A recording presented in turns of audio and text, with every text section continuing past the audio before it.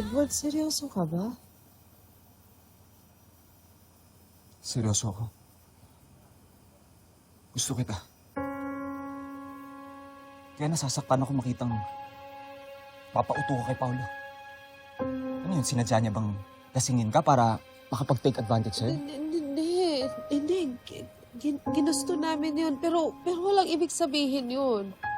Yun yung gusto niyang ipakita sa'yo. Yun yung gusto niyang iparamdam sa'yo. Yung wala lang yun, yung di mo kailangang umasa. Kasi ganun si Paolo eh. Gagawin niya lahat para magustuhan mo siya. Tapos bandang dulo, wala, iwan ka lang nun. Bibitawan ka niya. Bandang dulo, ikaw lang din masasaktan. Ganun klase siyang lalaki. Pero ibang Paolo yung nakita ko nung nasa Batangas kami.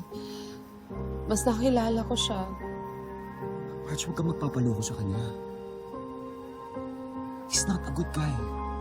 Kita mo, dinaldal niya sa akin yung nangyari sa inyo. Who knows? Kung kanino pa niya pwedeng ikwento yun.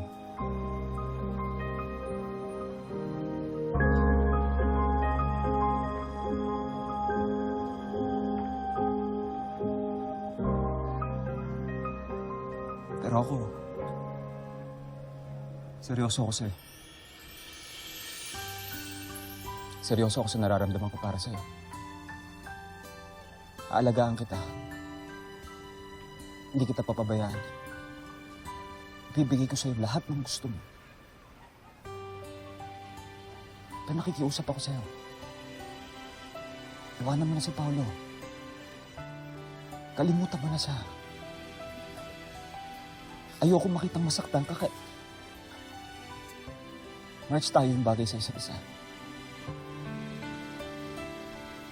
Na